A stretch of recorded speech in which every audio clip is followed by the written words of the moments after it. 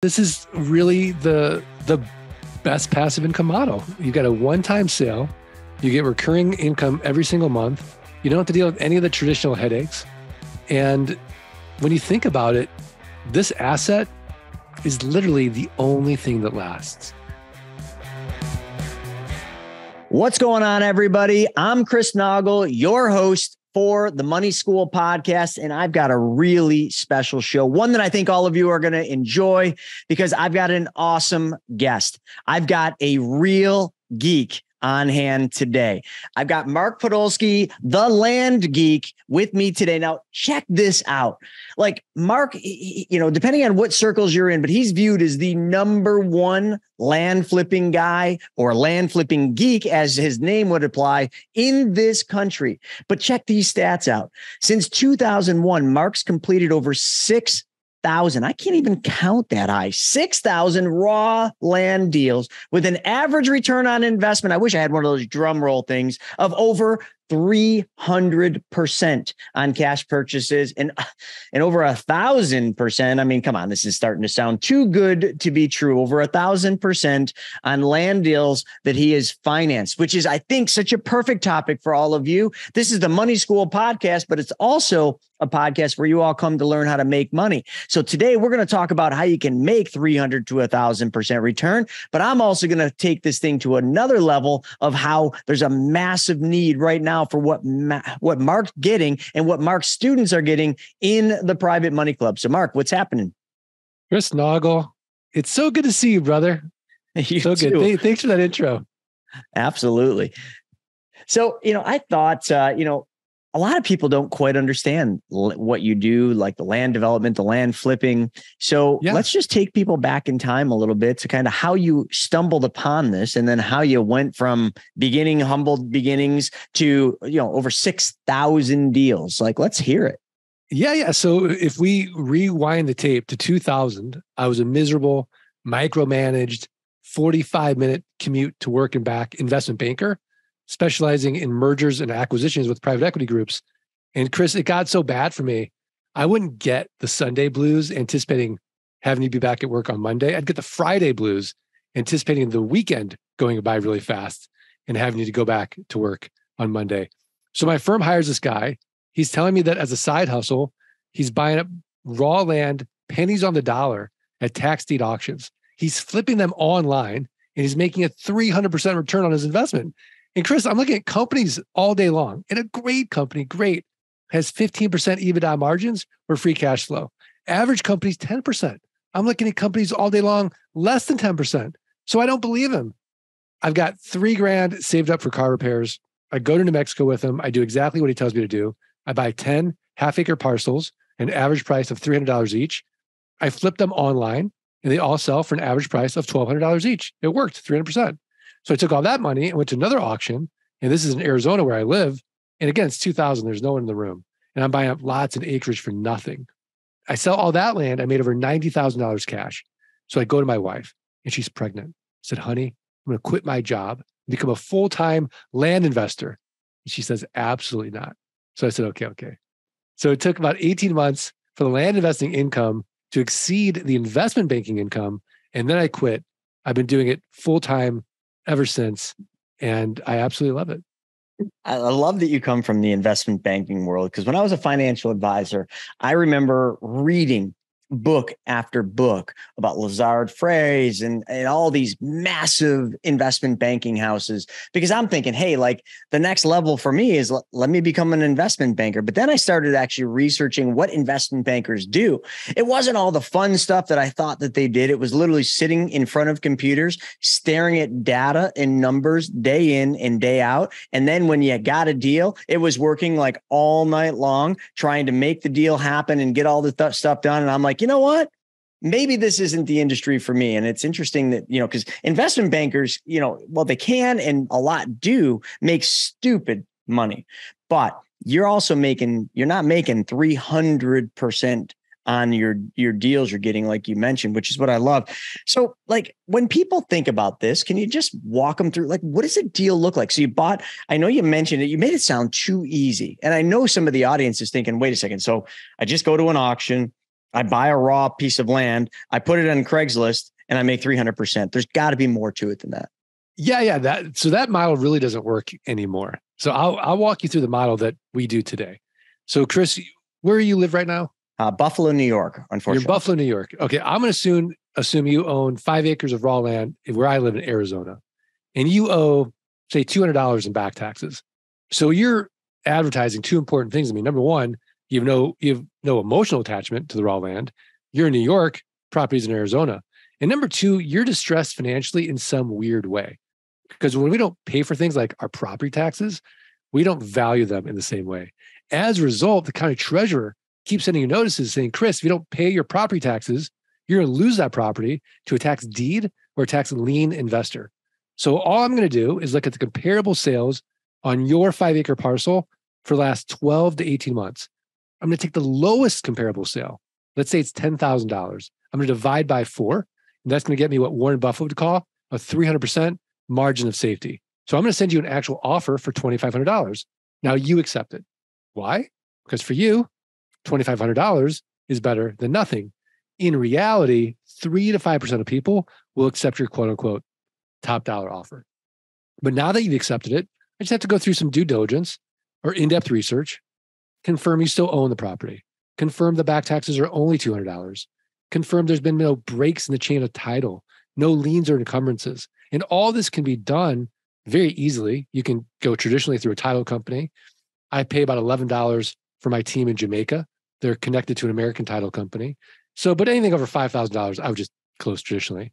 So the due diligence is very simple, but as you're going through due diligence, you're getting the plat maps and the aerial maps, you're getting the satellite maps, you're understanding the area. So at the same time, you're creating your marketing package for the person who's going to buy it. So we're going to sell this in 30 days or less, and we're going to make cash flow like a rental home. So Chris, I have a built-in best buyer. Do you know who it is? Someone looking to build a house? It's the neighbors. Of course, because they don't want me to buy a house or build a house next to them with all that noise and that dust. And then I've got dogs and I've got a bunch of kids running around and throwing footballs through their windows. I mean, come on, who wants that?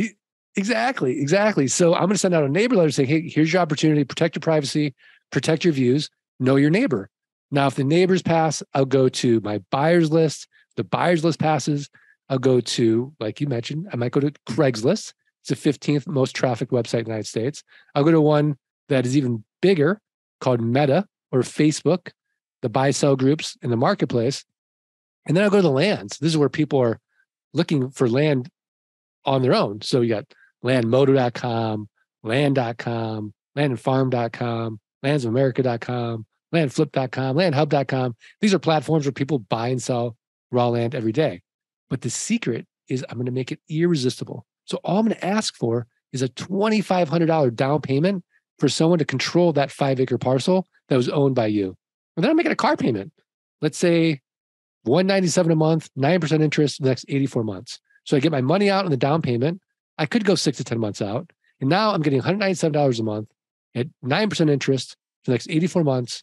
Chris, no renters, no rehabs, no renovations, no rodents. And because I'm not dealing with the tenant, I'm exempt from Dodd-Frank, RESPA, and the SAFE Act, all this onerous real estate legislation. So it's a simple game. Can you create enough land notes where your passive income exceeds your fixed expenses? And then you're working because you want to, not because you have to. Oh, Mark, I love it. Because obviously, you know what I do, with Be Your Own Bank, you're effectively creating your own bank through land. You're literally land banking. I don't know if that's a thing. Maybe that's trademarked. So I want to be careful what I say, but you're buying land and you're going to a neighbor. So let me give everybody that's listening a real example. So where I live across the street is beautiful woods. I stare out my front windows and I see deer and I listen to the birds, and it's just woods straight through to the next street over. Recently, this realtor, this bald-headed realtor, pops 2 big giant signs in those pieces of land for sale. And then I go online. I'm like, I don't want a house. Exactly what you said. And this is a real life example. I don't want a house going up over there. I don't want these poor deer and birds to not have a home. And I don't want to stare at a construction zone for the better part of a year. But the problem with this is But this guy puts these lots up for 300,000 each. 600K takes it. Now, I don't want to spend 600K just to watch the deer and listen to the birds. So nothing's happened on it, but I wish somebody like you would make an offer to this guy for a small amount, call me up and then say, hey, you can have these. This is the amount you got to give me down, and then make monthly payments. I would love that. Love, love, love. So, and I'm sure I'm not alone, because I'm sure a lot of people stare at deer and little raccoons and the squirrels climbing the trees, and they don't want that to end because Mr. Joe from Big City comes in and wants to move out to the country and take the only green area you have right in front of your front window. Yeah, no, absolutely. Absolutely. And, when you're your own bank, I mean, think about the interest rate arbitrage play on this as well. I mean, you're going to get basically, if you borrow at say 7%, right? And then you're making 300. Did you get them? I think I got them. Did I get them? I got them. Just so everybody knows what's going on that's listening, like Mark has a fly that got into his studio, and he's been trying to capture this little bugger ever since we started. So it's funny. Anyway, back to it. Yeah, but if you make 300 to 1,000% on your money, I mean, it's just supercharges your bank. You'll be able to pay back the loan and just do it again and again. And it's such a great model for this. Oh, dude, I love it. Now, let's just do a math equation, because I know a lot of people, when they listen to podcasts, they're in their car driving. We have a lot of truck drivers, love our truck drivers. So to all the truck drivers listening to this, thanks for joining us for another episode of the Money School. And we love what you do, making sure this country keeps on trucking. No pun intended. But let's just do some math on that deal that you were talking about. So you paid $2,500 for it. You then found a neighbor who gave you back the $2,500 for it, and you financed it to them at what interest rate did you charge them? 9%. 9%. So, anybody listening, how much did Mark make on that deal? How much is he making? He's got a 9% loan. How much is he making? Now, some of you are looking at that being like, well, duh, Chris, he's making 9%. Wrong. I mean, yes, the interest rate's 9%, but how much money is Mark making on it? It's almost an infinite, because really that 9%, and you don't have any money in the deal. So right. I don't want to call it an infinite return, but isn't that pretty close to what it is? It is an infinite return. Okay. So I got it right. Hopefully some of our folks listening got that right. Like, he has no skin in the game. Therefore, it doesn't matter if the rate was 3%, 4%, 5%, 9%, 19%. It's an infinite return. So really play the monthly game. How many of you have leased a car recently? When you buy and lease a car, when you're going to get a car and you're sitting down with the dealer, you're not caring what the price of the car is. What do you care about? The monthly payment. Oh, I need to be at $300 a month. And all that car salesman's doing is just moving things around, extending terms, doing this to make it fit that little square box. That's all you're doing, Mark. You're literally playing the same darn game the banks are playing every single day, and you're making an infinite return, which I think is wild.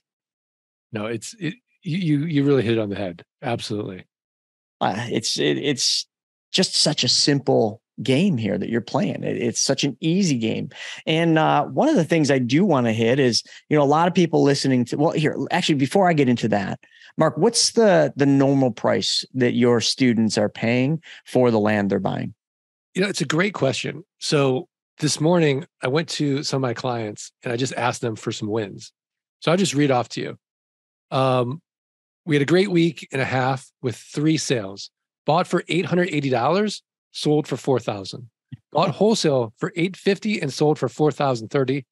Bought wholesale for $600 and sold for $1,400. Another person said bought wholesale for $2,500, sold on terms for $9,000. Bought $3,750, sold on terms for $12,500. And then there was another one in here. Let me find Larry. Larry's a pastor. He's killing it. Bought a property for 15 cents a dollar, sold a property that I bought for $4,000 and sold on terms for $16,320. Here's another one. Satya, last night, she made a sale, bought for $850, sold on terms for $4,800. So those are just some quick examples as of this week. Mark, I'm always talking, about Private Money Club. And I'm like, how cool would it be if somebody else made your car payment? How cool would it be if somebody else made your mortgage payment? How cool would it be if somebody else paid for your kid to go to Harvard? Like they just made the monthly payment so your kid could go to Harvard. Now, that sounds so unrealistic that nobody's going to pay my car payment. Nobody's going to pay my mortgage. Ain't nobody paying for my daughter or son to go to Harvard. What you just described on at least the financing ones, if you had enough of those, somebody else indeed is paying your car payment, your mortgage payment, and also for your kid's college education. If they decide to go to college, like it's such a simple formula and it's literally money working for you, but it's also knowledge. Like you had to get the knowledge. You got it. How long did it take you to get all the knowledge to be an investment banker? Well, that took a long time, but just, the land business, I really didn't know what I was doing for years and years. I remember going to coffee with my mentor, Ori, and he'd sold his company for $360 million. And I'm kind of bragging to him about these deals I'm doing. And somehow I said, and I'm telling him what I'm doing too. And I'm like, this is such a great business. He's like, stop. He's like, don't insult me. I'm like, what are you talking about? He's like, that's not a business. He's like, you just have a better job than what you had before. He's like, if you die tomorrow, who's going to do your deals? Because I was the one doing everything. He's like, a business builds something bigger than themselves. This thing should be running without you. And so I'm like, what are you talking about? So I started hiring inexpensive virtual assistants. We created software. So 90% of this business now is automated with inexpensive virtual assistants, software, and automation. And so I can always make more money. I can't get more time. Yeah. And that's really the ultimate goal. Yeah, it really is. I mean, when people think about their time, their whole lives, they've been taught trade hours for dollars and put a dollar value on that hour. That's what we've been taught. But really, your hours are priceless because it's the only resource we could never, ever get back. I mean, There's always going to be somebody that's going to be able to dig more gold out, drill for more oil, or frack for more oil.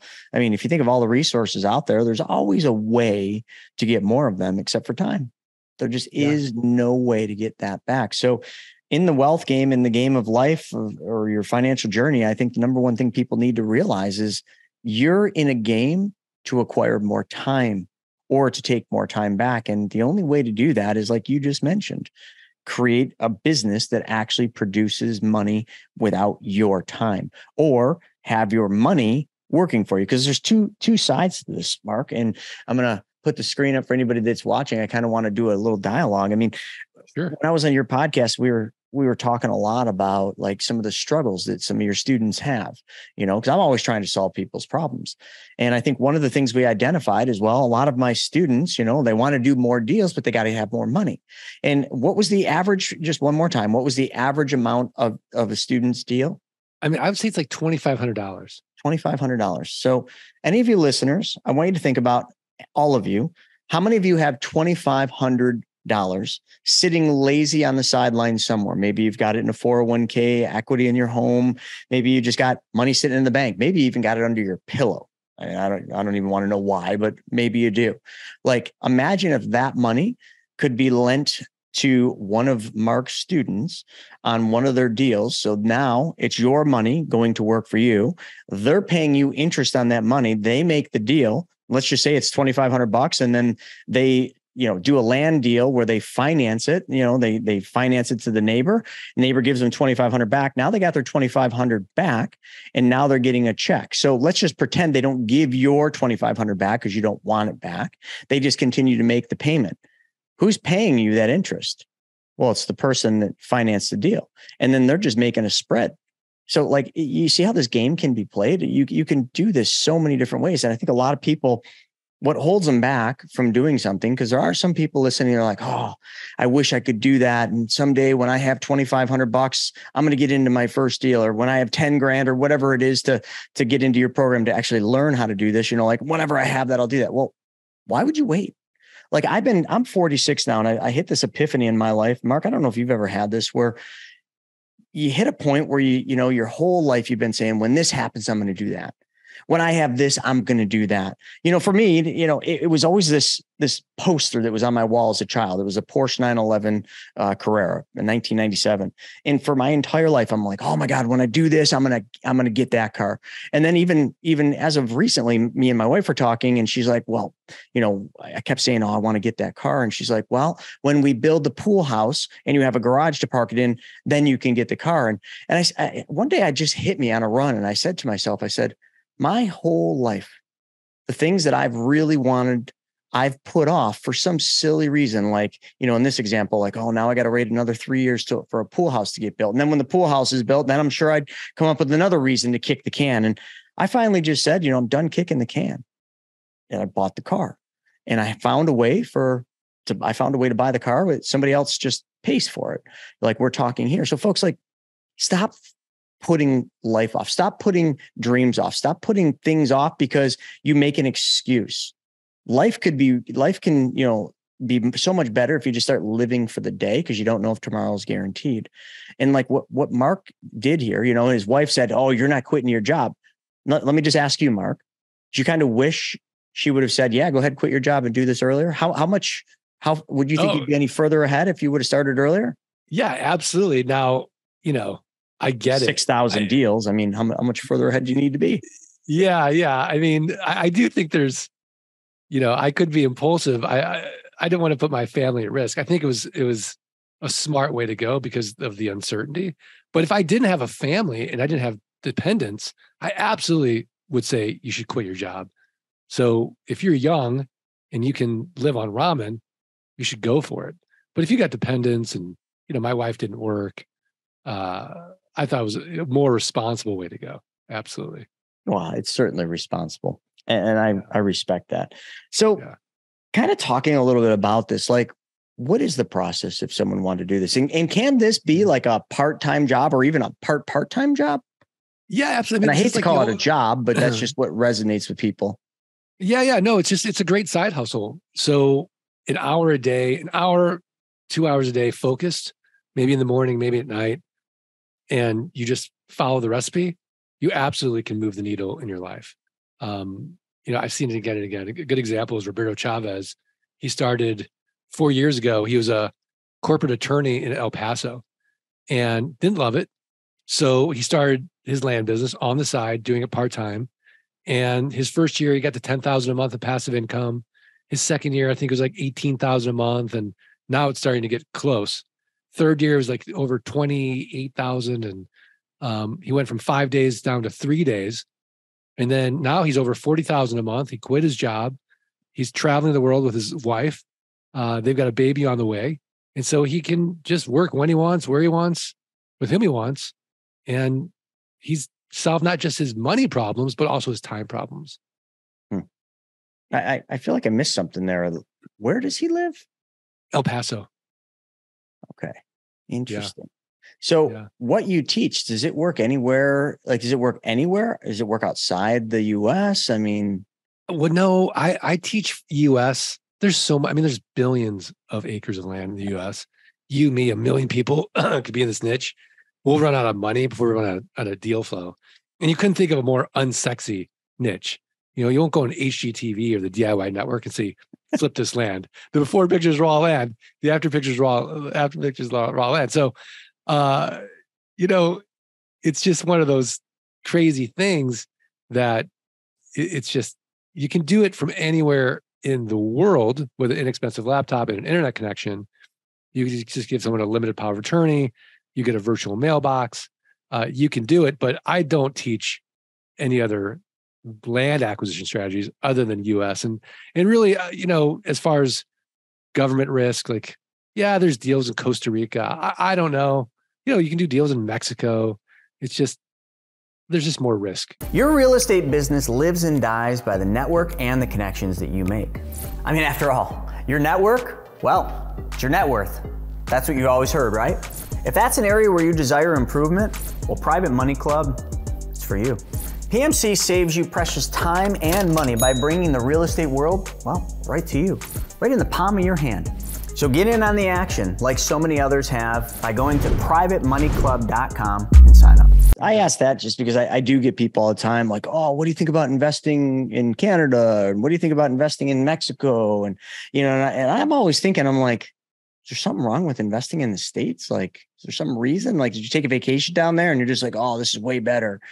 It's because you were on vacation. I don't mean to bring the truth of the reality to you, but so there's got to be some bad things about this. Like, what's the dirty, nasty stuff that that you're leaving out here? Like, what is it that sucks about this business? Yeah, I mean, I think when people come in, they think it's going to be easy, and nothing worth doing is easy. It's a simple model, but there's a lot of moving parts. And so I think what happens is if you don't come in with beginner's mind and you hit that first roadblock or you hit that first brick wall, people get frustrated and they're like, wait, this person's doing it. This person's like, maybe it's not for me. And, there's that great Zig Ziglar quote, if you'll do for the next 3 to 5 years what other people won't do, you'll be able to do for the rest of your life what other people can't do.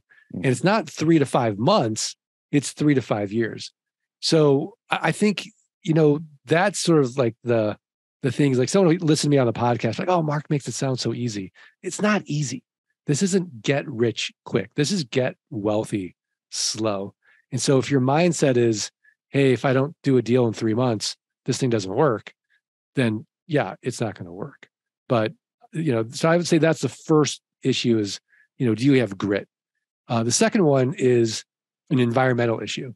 So, we recommend people buy in the Southwest, the Northwest, a little bit in the Midwest, and Florida. So we avoid industrial areas, Ohio or Pennsylvania, New York, those areas. Now you'd go to a website called EPA.gov and you'd look for Superfund sites.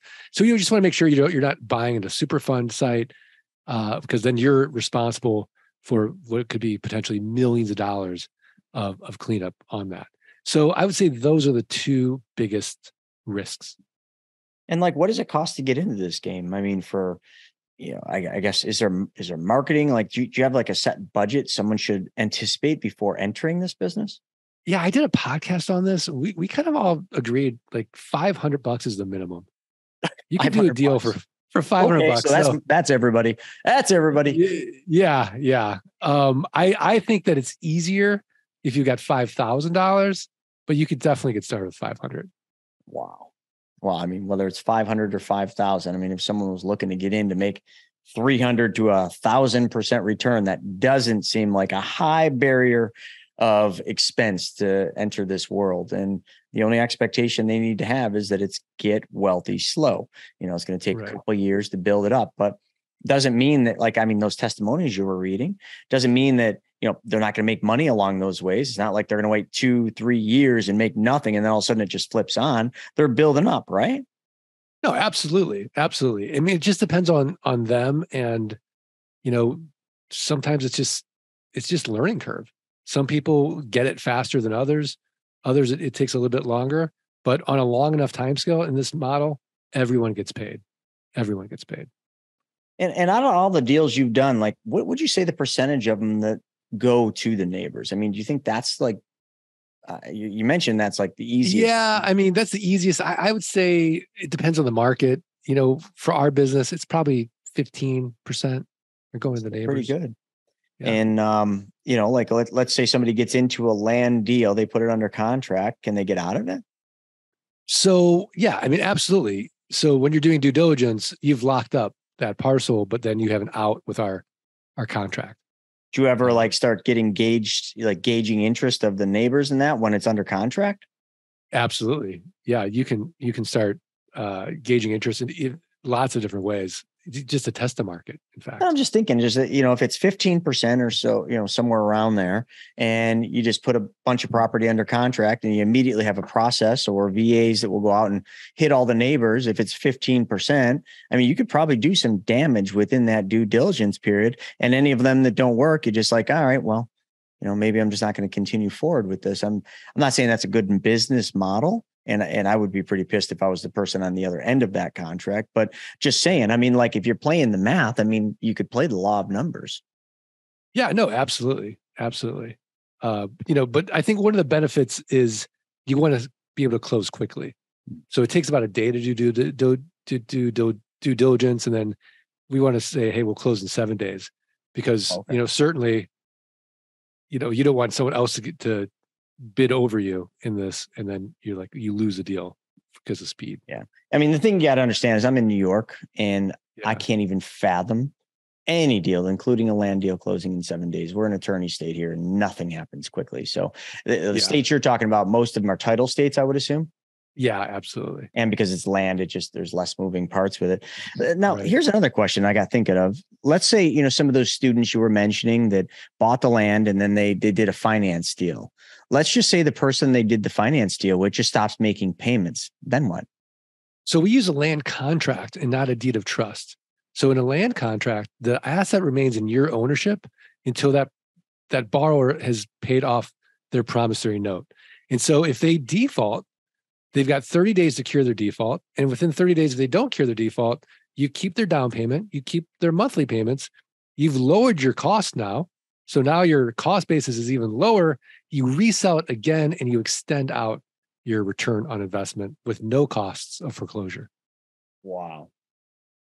So land contract is the way to go. That almost sounds like, I'm not even going to say it. That just sounds too easy right there.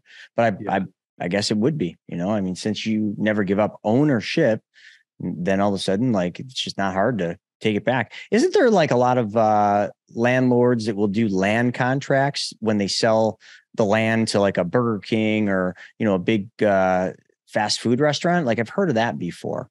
I'm not sure about that model. I mean, I know, there's that triple net model with those types of tenants, but I don't think I think that would be more of a deed of trust when you're talking about that kind of big money. It could be. And it's completely off the beaten path, but I know I've heard land contract mentioned, in those type of scenarios. And I think it was a Tim Hortons. But anyway, get back on topic. So if somebody did want to learn, what would they do? What would be their first steps? Is there videos they'd watch, or, how I mean, I can give you a link to my free book, and, it's free plus shipping. They got to pay for the shipping, but that's a good place to start, is Dirt Rich. There's also the landgeek.com, and we have tons of free training there as well. The Art of Passive Income podcast. Once a week, we do a roundtable podcast where we talk about a pain point in the land business. So there's lots of ways to dip your toe in the water and see if this model resonates with you. Sounds so, I mean, it does. I know you heard this before, but it does. It sounds pretty simple. I know there's some moving parts, but once you learn the due diligence, once you learn how to go out and source the properties and do that, it just seems like you had mentioned, you could put this thing on autopilot pretty darn easily. And that's one of the things that's really attractive about it. There's a lot of businesses that are not easy to put on autopilot, but this one does seem like you could just teach. Well, I don't want to say teach a monkey, but you could teach anybody to pretty much do these things, and you're just driving the ship from wherever you are, even if you're on a ship. Yeah, no, exactly. I love it. So folks, we're going to put that up in the description. We're going to put the two links there, one to the book, free plus shipping, and then the landgeek.com website. So you can check it out. How many students do you have right now? I don't really know. That's a good problem. But yeah, but we have quite a few. We've got quite a few. Well, hopefully, folks, some of you will also become students and learn how to do this and learn how to get out of the rat race of your job. If you don't want to have a job, you can create your own business and then turn your business into a business that actually works for you, so you're not working for it. I love this idea, Mark. I do. So we'll put that up. But any parting words that you want to say to the audience that you think would help them? Yeah, I mean, I just think that this is really the best passive income model. You've got a one-time sale. You get recurring income every single month. You don't have to deal with any of the traditional headaches. And when you think about it, this asset is literally the only thing that lasts. Everything else in our lives will go away except for this asset. Even styrofoam at some point will decompose. And that lasts a long time. But nothing to maintain, nothing to protect, can't destroy it. I think it's just the best passive income model.